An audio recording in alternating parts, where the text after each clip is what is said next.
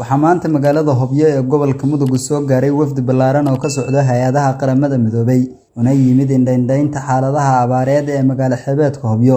agaasimaha guud ee wasaaradda gargaarka iyo maareynta musiibooyinka Galmudug, gudoomiye ku-xigeenka gobolka Mudug, maamulka degmada Hobyo iyo mas'uuliyiin kale ayaa ku soo dhaweeyay wafdiga garoonka diyaaradaha magaalada Hobyo. waxayna si wadajir ah u booqdeen xeryaha barakacayaasha oo ay ku soo qulqulayaan dad ay soo barakiciyeen abaaraha iyo colaadda kooxda maleeshiyada Al-Shabaab. sidoo kalena waxay kormeer ku tageen isbitaalka degmada Hobyo oo la tacaalaya caruur iyo haween nafaqa darro la ildaran. kormeerka kadib mas'uuliyiinta Galmudug iyo hay'adaha qaramada midoobay ayaa kulan albaabadu xiran yihiin waxay ku qaateen xarunta degmada Hobyo kaas oo diiradda lagu saaray abaaraha wax ka qabashada biyo yarida iyo cuntada ay sababtay abaartu. markii uu kulanku soo dhamaaday waxaa warbaahinta si wadajir ah ula hadlay gudoomiyaha magaalada Hobyo Cabdullaahi Cali Axmed Faad iyo agaasimaha guud ee wasaaradda gargaarka iyo maareynta musiibooyinka Galmudug Cumar Xasan Xaaji. waxaan ku faraxsanahay maanta imaanshaha wafdiga noo yimid oo u yimid booqashada magaalada iyo baahiyaha ka jira inaan gudbino. runtii marka la isku celceliyo dadka yimid tiradoodu waa ilaa dhowr iyo 10 qofood ku dhawaad oo ka kala socda WHO, ka socda hay'adda leedahay UNICEF, way ka socdaan hay'adda leedahay UNDP, way ka socdaan FAO, way ka socdaan WHO, way ka socdaan WFP, way ka socdaan dhamaan hay'ado fara badan oo kala duwan. waxayna maamulka degmada iyo NGOs-ka iyo wasaaradda ay kala tashanayeen dhibaatada baahiyaha ee jirta deegaanka. waxaan leenahay welcome, waana soo dhaweynay.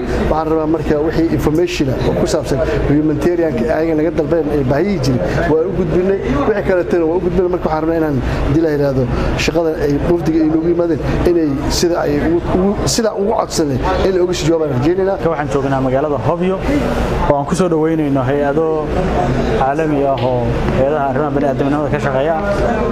ka wasaaradahan maalmahan waxaan safar ku ahayn gobolka Mudug oo aan xaaladda abaarta qiimeynay. safarkii oo qayb ka yahay kan iyo hay'adahan inay noo yimaadaan Hobyana nala arkaan. magaalada waxa ka jira ciid aad u socota oo dadka dhibaataysay, abaartii oo dadkii sii dheereed iyo bad xiranka dadkan waxay ku noolaayeen kalluun.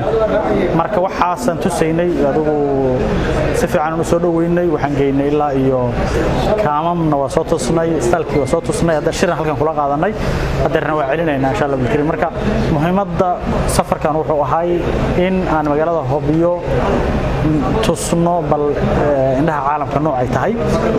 wixii su'aalo iyo jawaabo u baahnaan muddo hal saac shirin qaadana waa isdhaafsanay, waan u gudbinay insha Allah bilkariim. waxaan rajaynaynaa inay jawaab macquul ah ka bixiyaan.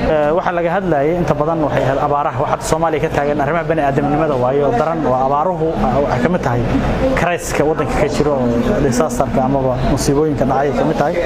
marka abaarahay ku base garaysnay totally abaaruhu dhibaatooyinka geysteen baa noocyo badan ah oo laga dooday, laakiin base-ku waa abaaraha. Galmudug waxay ka mid tahay maamul goboleedka ugu daran hadday saahayn waa ka labaad, inkastoo Soomaaliya ay wada saamaysay. marka inta badan hay'adaha UN-ka iyo wufuudan caalamiga waa degeen inta badan Hobyo hadda aan iyadana keenay. muhiimadda aan ka lahayna waxay ahayd dawladdu way report garaysay abaaruhu ay jiraan dhacaan iyo xaaladaha waxa dhan reportkana ma baaqdo, laakiin haddana in qolo kale anaga naga duwan inay reportkana la aragto baan u keenay u yimaadeen. marka saas Saadal Saciid Nuur, raadiyaha telefishinka Galmudug, magaalada Hobyo.